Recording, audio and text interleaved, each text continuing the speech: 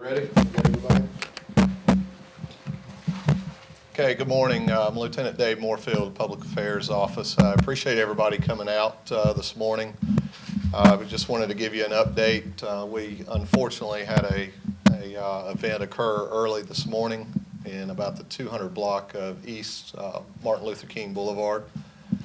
And thankfully, the unfortunate event that occurred, but thankfully we did have, with the victims, given some good suspect information that we were able to get out to the officers in the area in Central Division. Thankfully, we were able to make a quick arrest on the suspect in the event. I've got Captain Dave Johnson from the Central Division here. He's going to give you some info on the event itself. So without further delay, Captain Dave Johnson.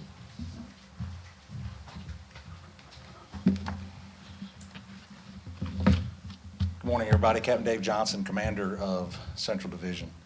At approximately 1:45 this morning, early this morning, we received a 911 call from a male and female couple who, as they were walking in the 200 block of East MLK Boulevard, were approached by a suspect armed with a handgun. The suspect then forced the victims into an alleyway, a little side alleyway area, where he bound the male victim, sexually assaulted the female victim, and then robbed both of them of their property before we fled the scene. The victims were able to run to a nearby hotel where they flagged down the clerk, and subsequently 911 was called. We established a perimeter. K-9 helicopter were involved. As Lieutenant Moorfield mentioned, the victims were able to give us a very detailed description of the suspect. At about 3:30, two of our Central Division officers who were vigilant and watching for the suspect located someone matching that description near the corner of Trade and Tryon. The that suspect was eventually positively identified as the suspect in the robbery and sexual assault. The suspect was transported to the law enforcement center, where he was subsequently interviewed by our detectives. He will be charged with 2 counts of first-degree rape, 3 counts of first-degree sex offense, 2 counts of first-degree kidnapping, 2 counts of armed robbery, and 1 count of possession of a stolen firearm. What we know in these early stages of the investigation is that the firearm that he used was stolen recently from a vehicle in Central Division, which, as you know, is a problem that we talk about quite often, folks leaving firearms unattended in their vehicles. So I can't stress enough how important it is for folks to properly secure their firearms. If not for having access to this handgun, this unfortunate incident might have been prevented. The suspect's been identified as Tevin Quayshawn Williams. We know that Mr. Williams has a history of robbery offenses, spent some time in prison, was recently released from prison on a common law robbery, a string of common law robberies that he committed back in 2015. And if anybody has any questions, I'll be glad to entertain them. Yes. Can you talk about what the couple, the victims, were doing? Were they walking around? Simply walking home back to their hotel, just walking back after a night on the town. Were they from out of town? They were. And did you say he came out of a bush or an alleyway?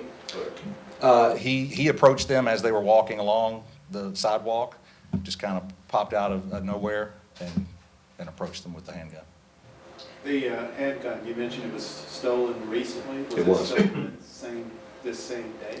No, Okay. no, it was a couple days prior. Okay. Anything to suggest that he's the one who stole it? We're going to investigate that and see if we can't try to pin him with actual theft of the firearm. He's being charged with possession of the stolen firearm, and since he's a convicted felon, he'll eventually be charged also with firearm by felon. Did you say he bound the male victim? He did. Did he restrain the female victim in any way? Not that we know. You know what he used to bind him with? We don't know at this time. Captain? Yes, ma'am. You said 2 counts of first-degree rape, 2 counts of sexual offense, right? For 3 counts of sex offense. 3 counts of sex offense. Can you walk me through why there are multiple counts? It would depend on how many separate acts occurred during the assault, is the reason for the multiple charges. Was the male also sexually assaulted? The police report said both victims had stated that they were raped and robbed. That's part of the confidential part of the report, but we know that both of them were victimized during the course of this incident. They're facing like 2 counts for the sexual crimes as well, does that mean that the male was also sexually assaulted in some way? Correct. Yes. So you can say both were sexually assaulted? Correct. When was the last time you guys had a sexual assault case like this in Uptown? I can't remember one like this in Uptown. It's a heinous crime. It's particularly disturbing.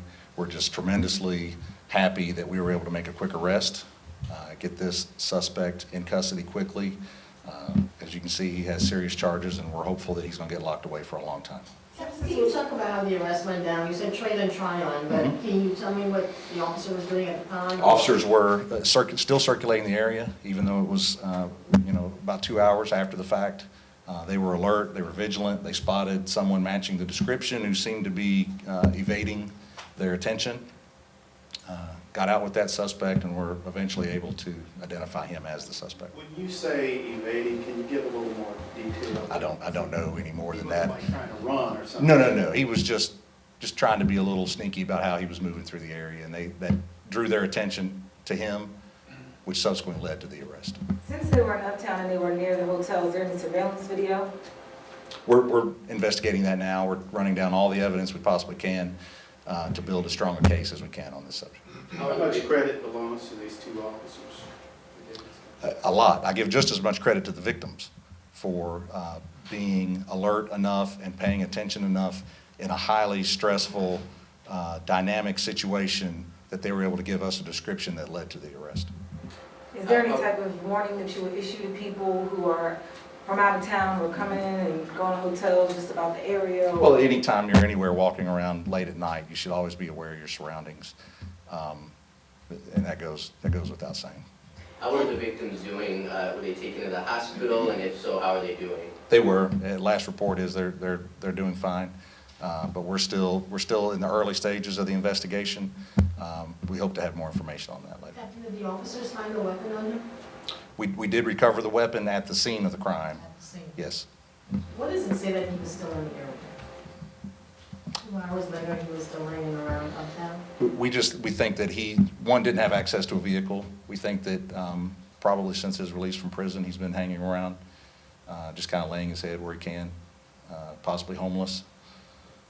So that's what that tells me. All right, we'll try to take one more. One more question. Did he get away with anything if this was a robbery? What was he trying to do? Did he steal money? Or? He just stole some personal property from the 2 victims. Did they say he said anything to them? I don't know that question. I don't. The, All right, Thank you we're very gonna go much. ahead and let Captain Johnson get back. As we stated, thank you, sir. As he stated, it's an ongoing investigation on this, so as we get further, we'll be putting out another media release on it, and you actually should have a release that's coming to you right now. can All I right. ask a quick question about it? Catch me offline. All right? Quick discrepancy question just about the address.